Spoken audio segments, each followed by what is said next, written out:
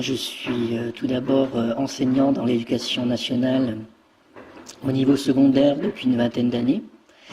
Donc j'interviens tout d'abord en tant qu'enseignant. Je suis également père de 4 enfants. Donc j'interviens en tant que parent. Je suis l'auteur de quelques recherches sur le système et de fonctionnement de l'éducation nationale ces derniers temps, ce qui me donne une triple raison d'avoir cette petite prétention de donner mon avis sur le sujet. Donc voilà, j'apparais, je ne montre pas mon visage pour des raisons évidentes de pression que je pourrais subir suite à ce témoignage. Alors aujourd'hui, l'éducation nationale n'est plus le rempart moral, social, structurel, comme elle pouvait l'être avant. L'éducation nationale est devenue perméable à des influences néfastes de tous ordres, hein. Et notamment, elle est devenue perméable à la pression de certains lobbies, qu'ils soient communautaires, qu'ils soient commerciaux, économiques ou commerciaux, qu'ils soient idéologiques. Donc il n'est pas du tout étonnant que l'application de la théorie du genre soit envisagée aujourd'hui à l'école, puisque aujourd'hui l'école ne protège plus, n'est plus protectrice. Elle expose les enfants, les parents, les professeurs aussi, à des directives qui viennent de beaucoup plus haut. On sait très bien que le monde libéral, je dis libéral dans le sens le plus vil du terme, a détruit petit à petit tout ce qui était un peu transcendant ou qui avait une valeur morale loin des intérêts terre-à-terre du monde libéral. La foi, par exemple, a été très mise à mal, l'attachement à son pays, la religion en général, aujourd'hui la famille, les enfants. Donc tout ce qui est plus ou moins sacré, entre guillemets, est régulièrement mis à l'épreuve pour laisser libre cours aux instincts les plus vils du libéralisme moderne.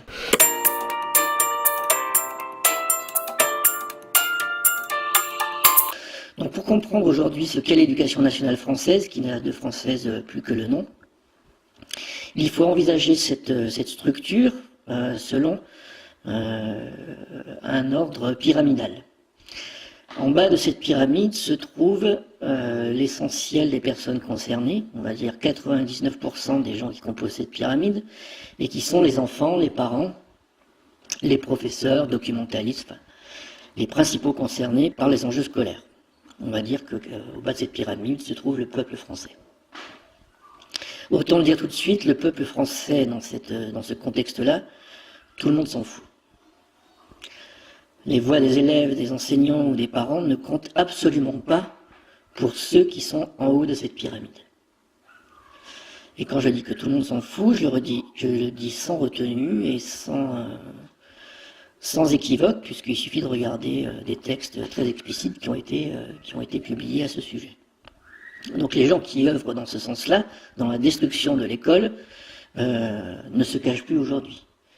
Ils le disent dans des textes qui sont très durs à lire pour pas que les gens les lisent, mais ils le disent quand même. Il suffit de savoir déchiffrer un peu pour savoir que le projet, sans être complotiste, est vraiment la destruction, on va dire, de l'outil qu'on appelle aujourd'hui l'école ou l'enseignement à l'éducation nationale.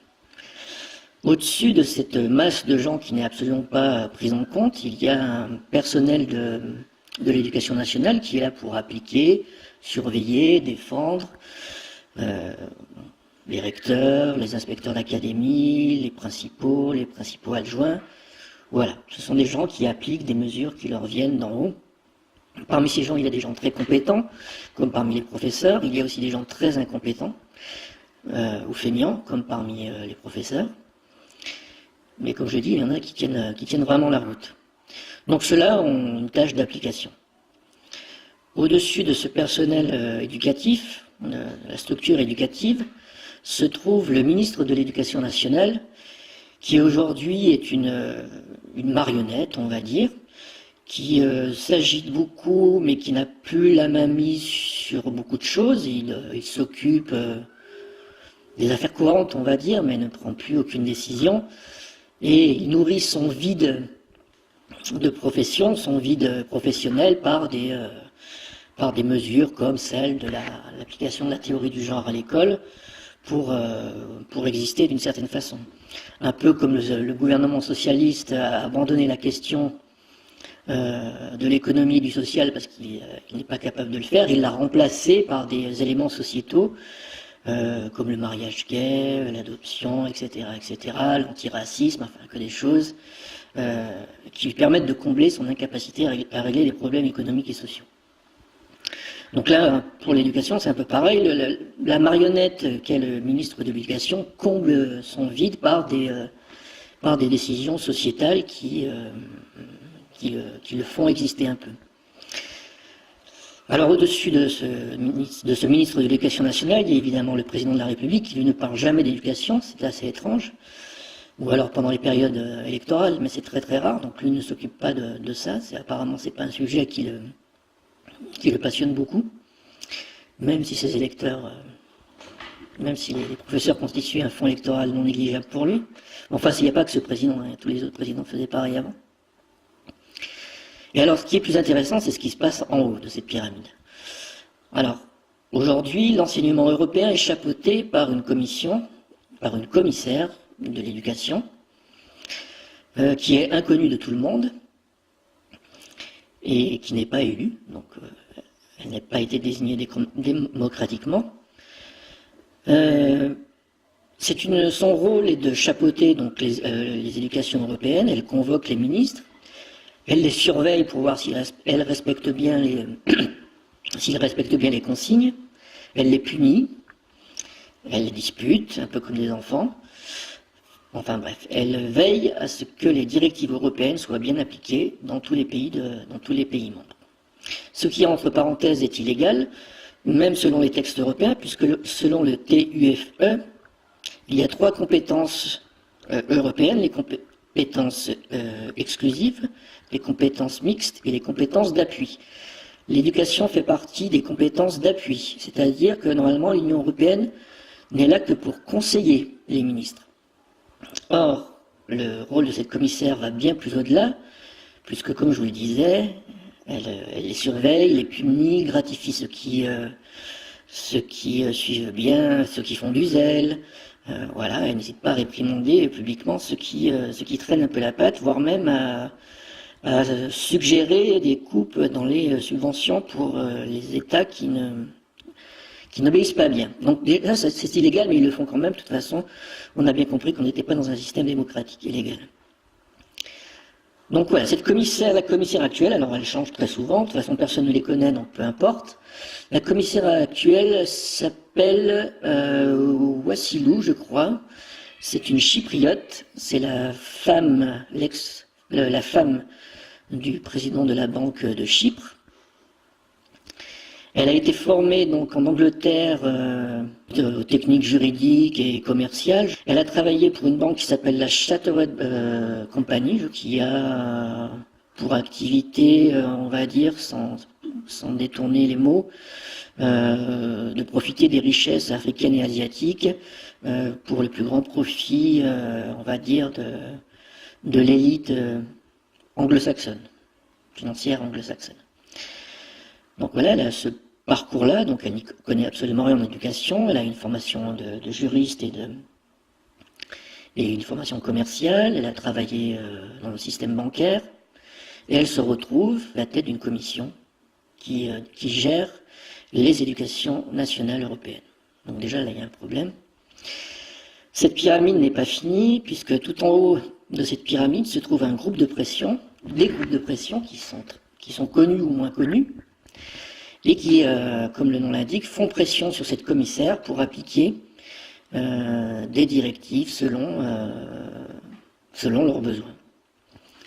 Alors l'un des plus connus, c'est l'OCDE.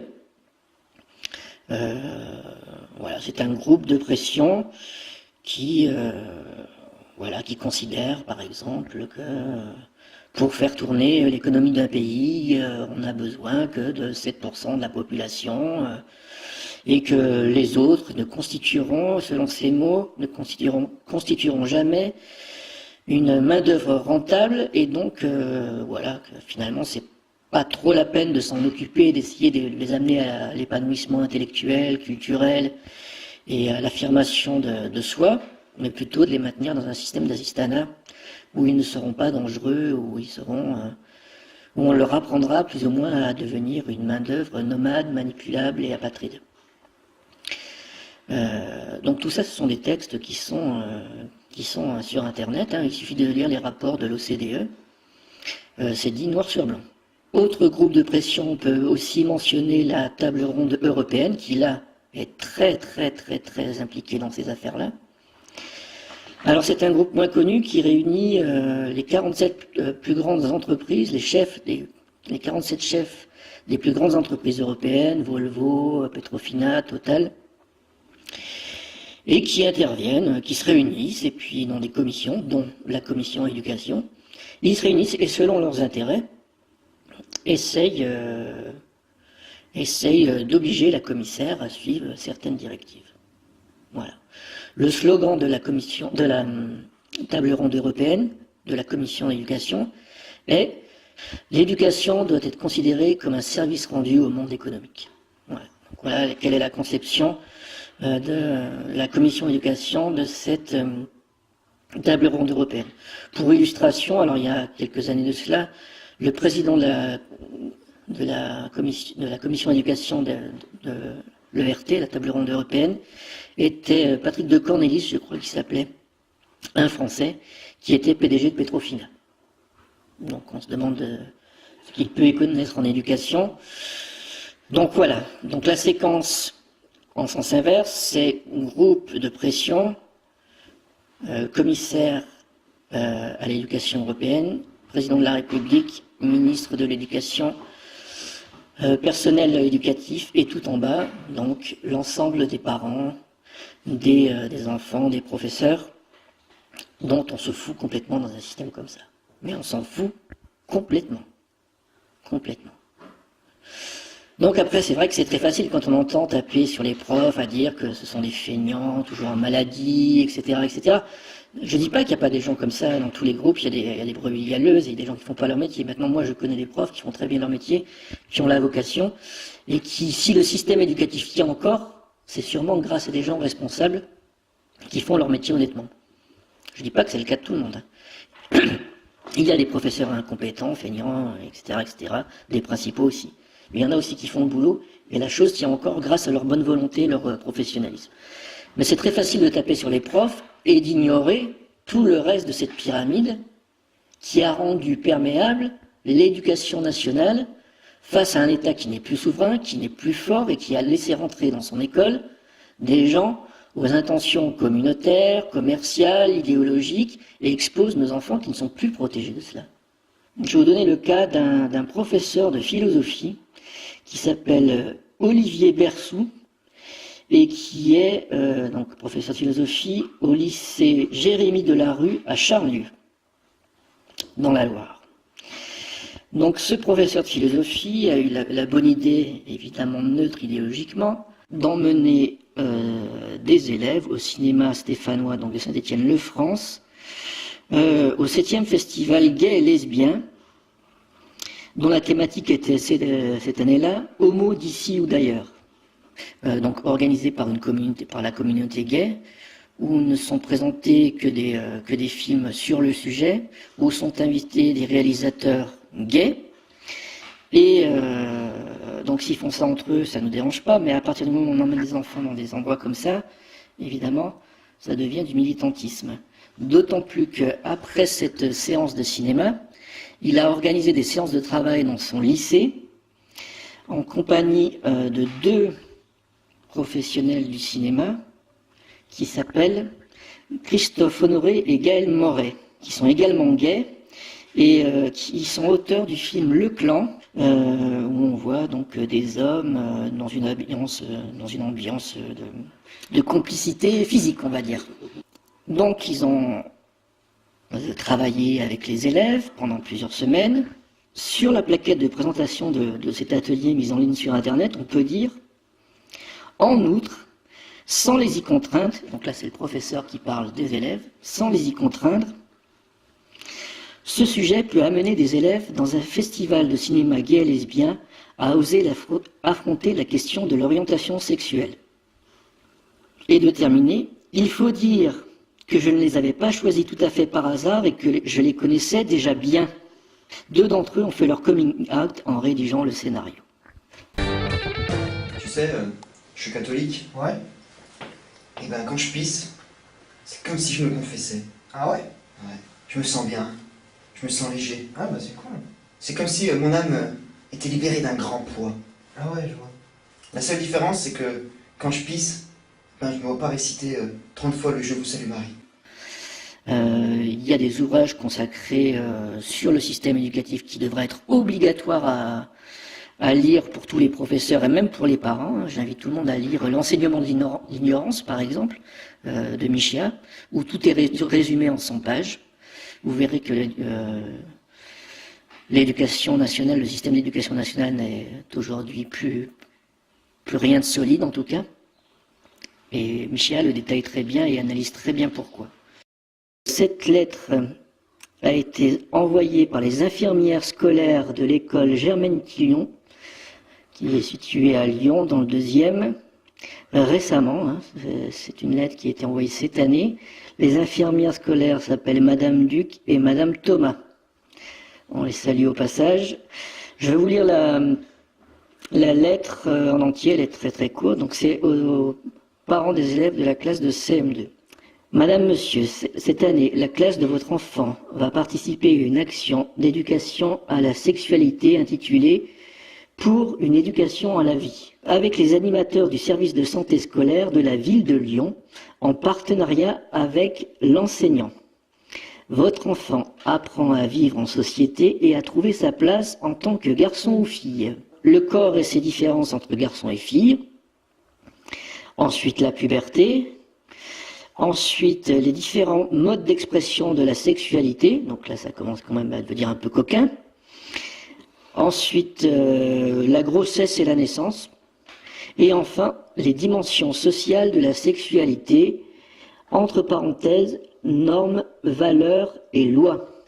Donc voilà un exemple typique de lettre qui nous a été envoyé par un parent d'ailleurs, qui s'inquiète et qui a bien raison, où on apprend à des élèves donc, qui ont une dizaine d'années les dimensions sociales de la sexualité avec les rôles des normes, hein, entre normes et genre il n'y a qu'un pas, des valeurs et des lois, toujours ce poids lobbyiste, communautaire, des lois pour avoir les mêmes droits que... Donc là on a donné 2 exemples, à la fois en classe de CM2 et en classe de terminale, pour essayer d'ouvrir une grande parenthèse, mais les exemples sont très nombreux. Il est totalement inadmissible et irresponsable et traître de la part de responsables politiques de dire aujourd'hui que la théorie du genre n'existe pas et n'a pas à vocation, selon eux, à être enseignée dans l'éducation nationale française, qui est, comme on l'a vu, totalement soumise aujourd'hui aux diktats